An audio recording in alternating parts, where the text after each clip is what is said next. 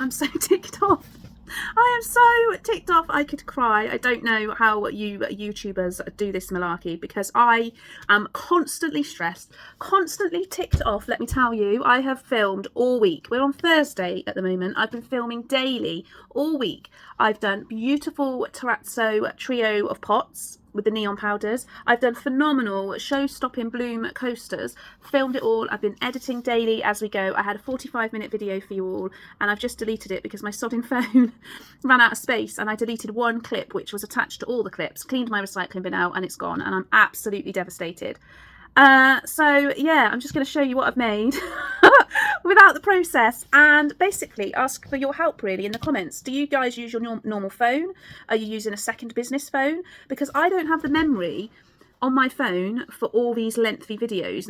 I'm sorry I am so moody and depressing, but I've worked hard on these creations, and I'm damned if I'm going to give up. So I'm posting it anyway, and I'm going to show you what I've made, talk you through it instead. And then I'm going to go home to bed, I reckon. No, I'm not. I'll be up on Instagram Live after you've watched this. But let's not give up. Let's just be really cross. Let's get our art journals and paints out and do some art therapy and just stay the hell calm, Lou. So, first up, the project that I took you through step by step was with the neon pigments and the powdered pigments in EcoPore. Code Lou for 15% off at Apex if you want your EcoPore. I'm really ticked off. It was all edited on the screen for you. It was there. You can't see it. Oh, so I made these absolutely gorgeous trio of succulent holders. Now, these are going to probably be for gifts and makes for teachers, end of school, that kind of thing. I like to make quite a few of them, but I wanted a super tiny terrazzo kind of finish. Now I've got little snippets and bits of videos left over, so what I'm going to do is start inserting little clips so you can have a little look anyway. I mean, we're going to do our best, guys. I have to say I'm livid, but we go on. The show must go on, and if there's ever chaos, you can guarantee that I am in the middle of it. So yeah, I made these beautiful, beautiful trio pots. Look at them. They are so special. I was so proud of the video. They're all right. I'm going to turn the camera around and give you a better look, but you'll see these little videos that are popping up. I'll do my best to show you what I've got left. So I made those with the new neon powders because the neon powders are phenomenal in colouring EcoPore. They're good for all the crafts, but they're so good for that. Then I did a step-by-step tutorial of how you can make this beautiful bloom, but now you'll never know because I cocked up, for God's sake. Oh, I did it with the bloom drops, and I don't know if you can see up there, they've just launched the Subtle Ghost Metallic Alcohol inks. They're not very intense, they're subtle. I added some of those. They're great for dropping on geodes, having a very subtle sheen. Very affordable alcohol inks that are coming to the shop floor. You get a box of 12 metallics. So I'd used those with the bloom drops in this coaster, and I did do a gorgeous one there. Look at that. Oh, I just did 2, and I was annoyed actually in the original video, because I thought, oh, who does 2? You need to do 3. Gardener's rule of thumb. I didn't even do that right. So yeah, used a Stag Beetle Black base, had a little go at a bloom. I haven't done a bloom for ages, so I was pleased with those. That's my favourite one. So we did that as well. I'll turn the camera around and give you a better look. And then I think I've got a bit of a video for this bit. So Molly's tumbler for school. We finished it off. We used the Elixir paste. It's very beautiful. And then what I do have is the end of the video where I talk about how important I think it is for us as creatives to keep a journal. And when I say a journal, I don't mean a diary of written events. I mean a colourful journal where we're a little bit expressive and adventurous, and we don't really think about art, we just put it on paper. So I'm going to finish off, let you watch the rest. Please forgive me. Meanwhile, I'm going to find a phone with masses of unlimited memory, and yeah. Right then guys, what I want to do very briefly is do a top coat on a tumbler that I've made, because the children go back to school after their Easter holidays soon, and I have promised my youngest daughter I would finish this cup. I haven't even got close to finishing it, so we're going to do it together. She does want a tiny hint of sparkle on the top coat of her cup, so I'm going to do that now with you guys. So we've done the decoration on the tumbler machine, on the turning machine, and now I'm going to come in with a teeny tiny bit of the Elixir paste, which is great in resin and also not in resin, so we'll talk a little bit more about that now. This is Molly's tumbler that I'm working on, so she's got the decals and the stickers on there. Those are available in my shop if you're ever looking for your stickers. There's tons over there. I'm going to do a quantum top coat with some suspended trails of the Elixir glitter, and I'm using the Quantum Fast Cure resin for that. It's phenomenal. It means that it will be ready today for me to take home for her, so she's going to be really pleased. So we'll do that together. I'm going to mix up my Quantum. And this is the one that I'm using. You can get it from Apex Resin, and you can use code LOU for 15% off, which is a steal every time you order your resin. So go over and visit their website because they've got all sorts of resins over there for you. I love the fast coat, especially for curing quickly, holding designs and holding definition in your artwork. So I'll talk more about that as we get going. Okay, so I'm just going to pop my fast set onto my final piece. Now, the good thing about the Quantum resins is you don't have to sand your previous layer before applying your next layer if you don't want to, unless you've got a blemish or something that's gone wrong. You know, that might be the reason. Sometimes I've had the odd fisheye because I've added too much ink, which has caused a chemical reaction.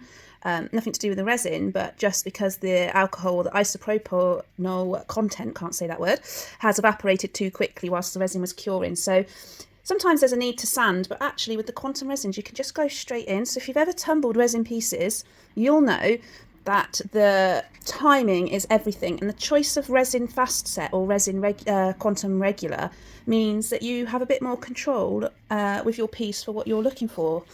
So I love to use a lot of inks, a lot of glitters when I'm making a cut, but I really like the effects that these inks and glitters have, and I find if I can hold that effect whilst it's curing without losing my patterns and definition and things like that, I'm going to go for the fast set resins.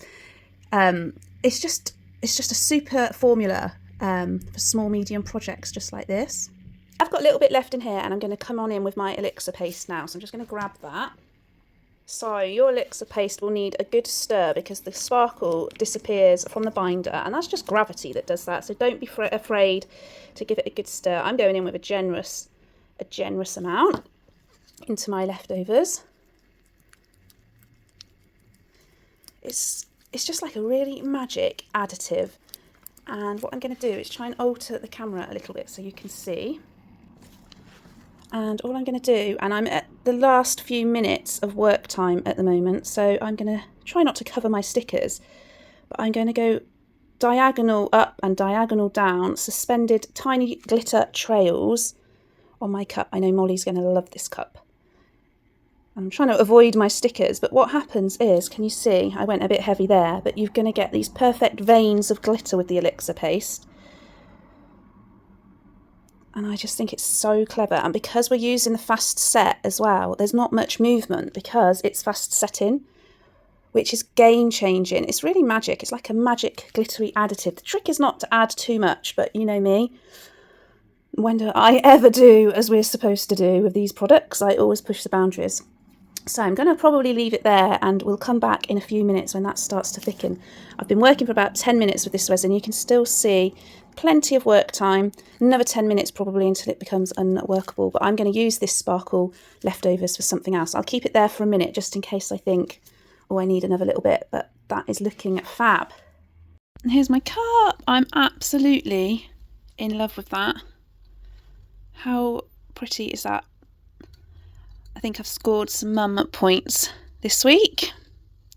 Guys, as we move towards the end of my lovely YouTube video this week, and you've made it this far, I'm so grateful. I am so passionate about journaling and creating and making lots of mess in my journals because I truly believe they are symbolic in helping me grow and shape my business. All my creativity adds up. It shapes the core of my work and the rhythm of my everyday life in my small business. So I'm going to take you through the mess that I love putting on paper, and I'm going to try and see if it's something that you might consider in helping you having new collections, new ideas, times of reflection, kind of experimental art, therapeutic art, and art that's good for both our mental health and our physical health. As you know, I've come from a therapy background, and I truly believe that our creative output on paper is what spurs us in our everyday life and creative businesses. So I'm going to take you through this, a space full of ideas that you might be able to adopt, and feel free to take any ideas that you've got that you watch from me. I would never mind that at all.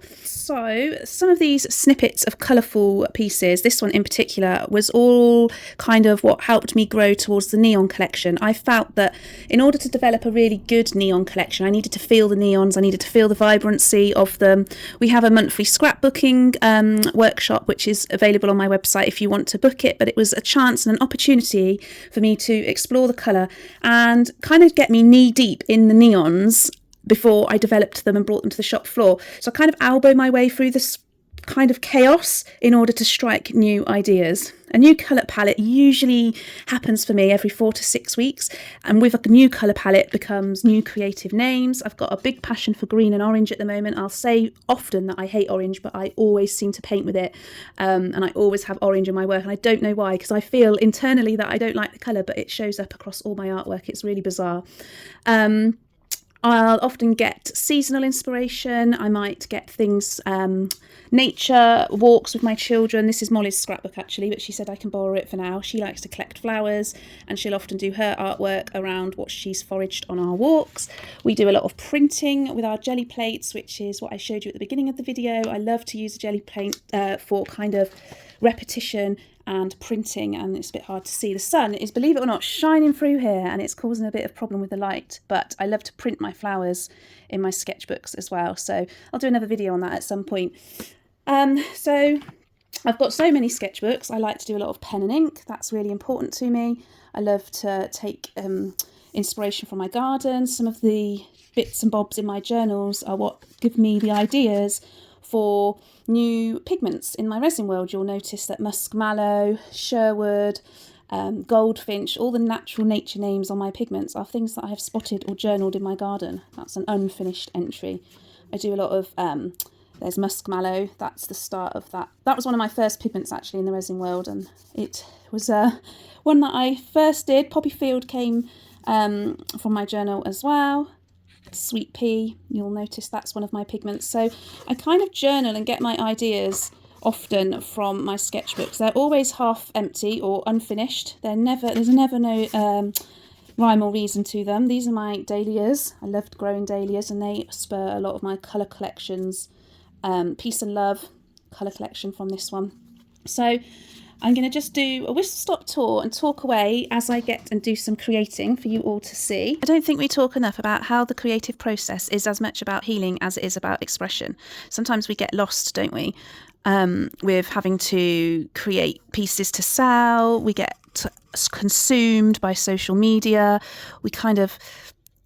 We really struggle to keep up in the creative world because it's forever. We have to consistently keep on top of trends, keep coming up with new ideas.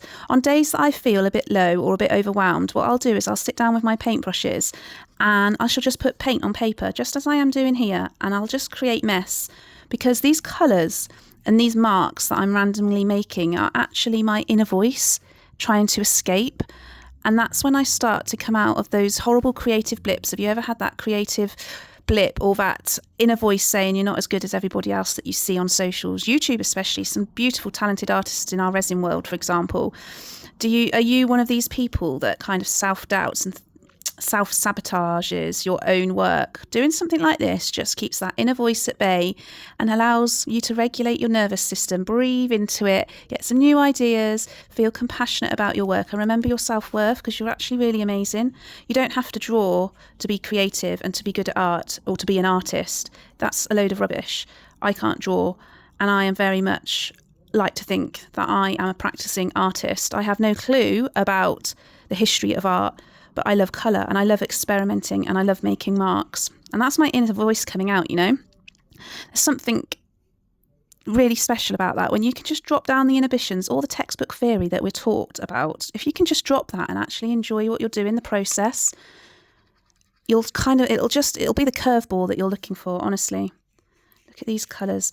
This is ultramarine, we've got indigo, we've got gamboge, we've got yellow ochre.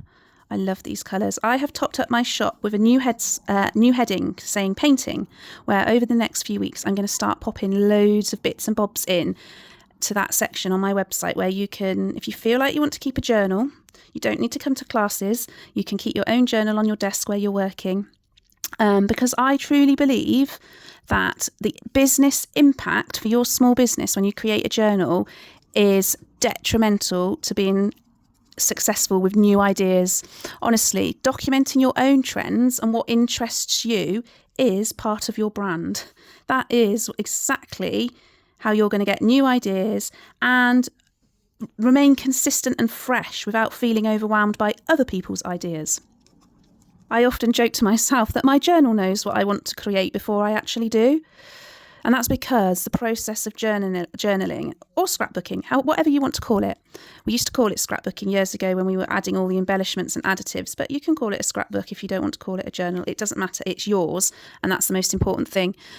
But it forces you to just sit down and listen to the whisper of the palette. It doesn't have to be with paint. It could be with a biro or a pencil. You could doodle, you could etch, you could scratch out some terrazzo, you could add some splats, some glitter, some dollops of glue.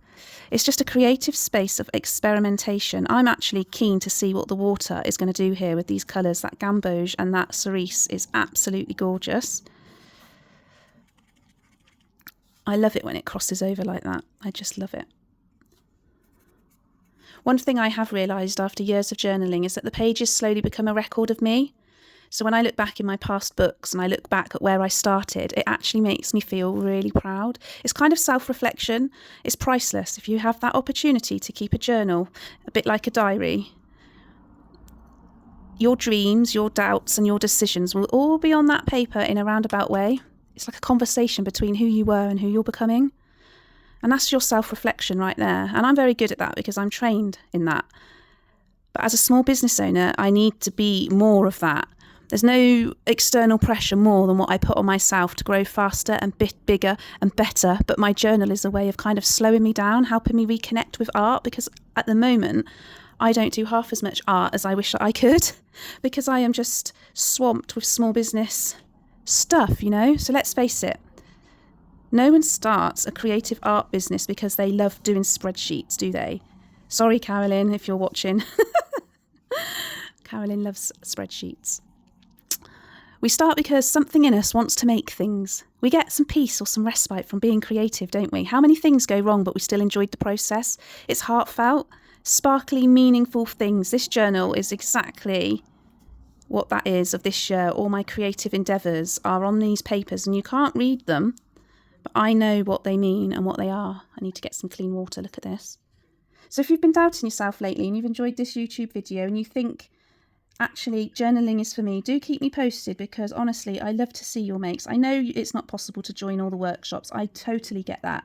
You don't need to join my workshops, but just get some papers. Maybe you've got some papers at home that you can practice on. Maybe sketch, doodle, whatever you've got. Put a nice candle on.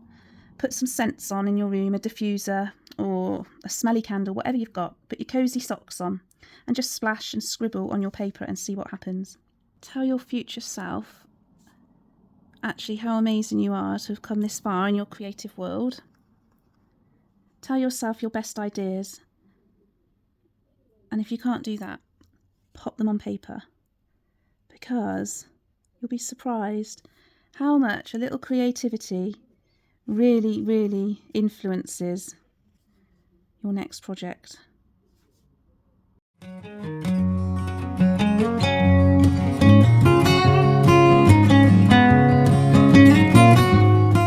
Just sunset. I can do lots of pushing down with the bristles of the brush easily without thinking about it, which is why I often do ferns and leaves when I'm kind of wanting a bit of a rest but wanting to be creative. I know I can do this without thinking about it. So that might be the same for you. Maybe you've got some doodling kind of habits that you can easily do without thinking about it, and sometimes just doing that. And you'll notice I read lots of books as well. If you get to watch stories and socials, you'll notice that I'm an avid book reader, which again is another creative outlet. Doodling, painting and journaling is so important, and I definitely encourage you to have a go. Thanks for watching, guys. I'm glad you've stayed to the end. It was a long one this week. I am sorry that I've gone on a lot. But yeah, lots of new stuff popping up on the website, including polymer clay, watercolory bits, tumbling, stickers, papers, paints, you name it. I'm slowly, over the next 4 to 6 weeks, adding lots. And if you can make any of the dates on the May retreat, we would love to see you. I have opened up some more spaces over on the website. See you all soon.